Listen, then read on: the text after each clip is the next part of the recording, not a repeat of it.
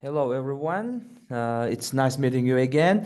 Today we will be talking about translation of neologisms.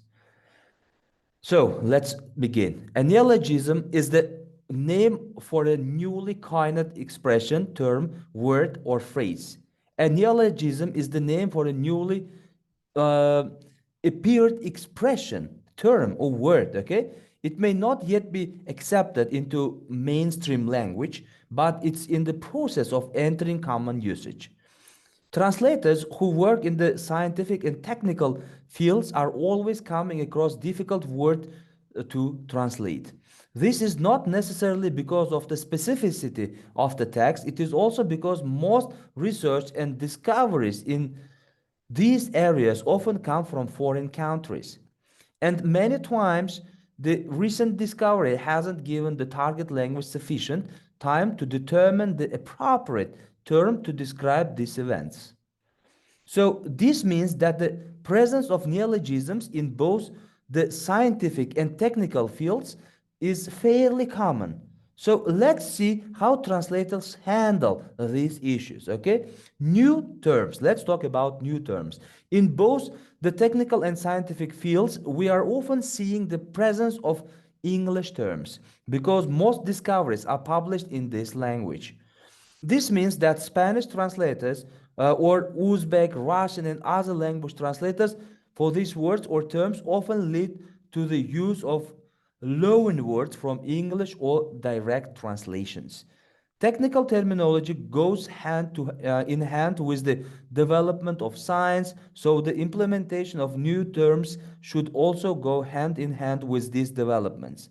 However, this might be complicated for translators, terminologists, and linguists because science and technology is advancing at such a fast rate that by the time the information is gathered to create terminology database or glossaries, their content could be obsolete.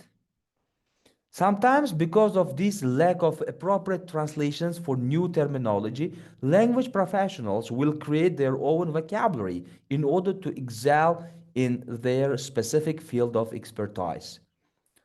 So, what are the alternatives in this case?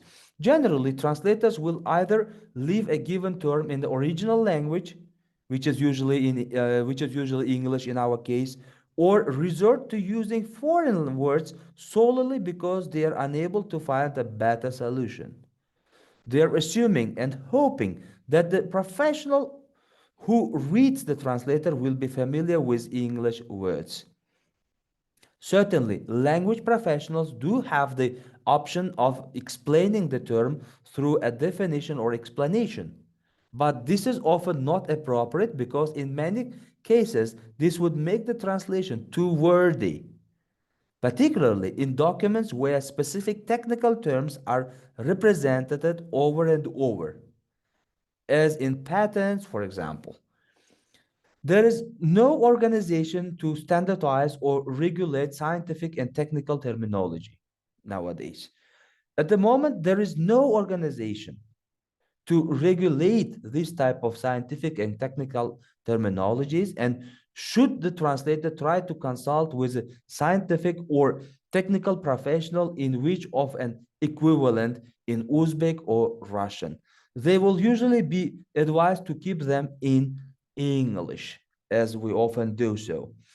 They may even be surprised that we as translators prefer to arrive at an Uzbek or Russian versions for these terms.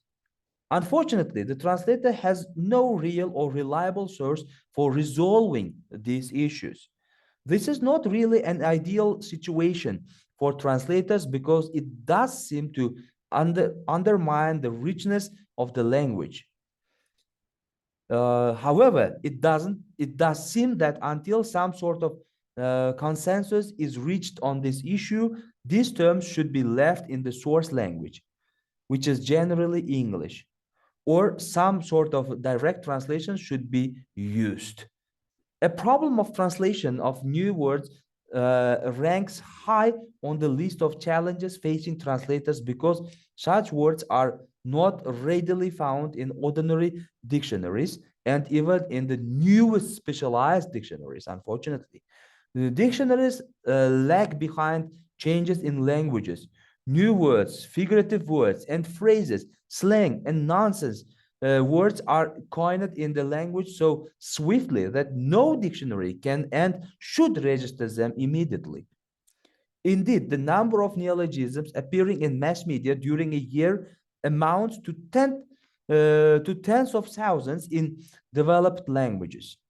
Therefore, translators have to find out the meaning of very new neologisms, mainly based on the context, like sentences, paragraph, chapter, or even the whole document in which the neologism is used.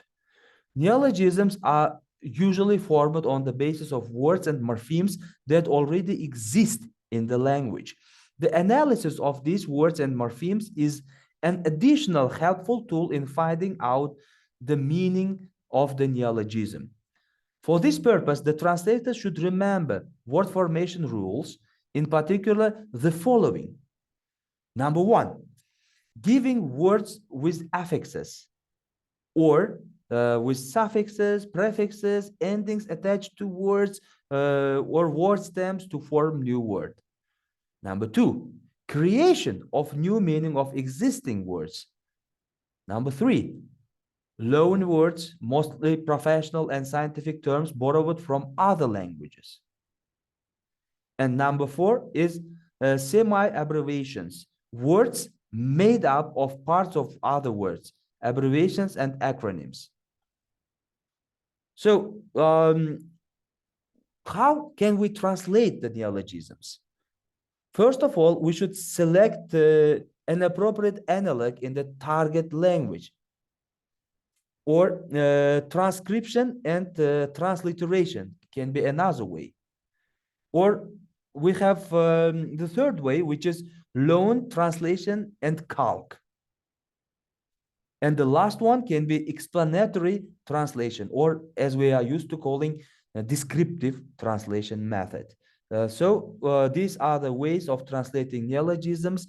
And thank you very much for your attention. And I hope you will leave your comments and you will submit your video presentations, how you think, and with your ideas, how to translate neologisms from English into Russian and Uzbek, or from Uzbek and Russian into English. Thank you very much. I hope to see you next time.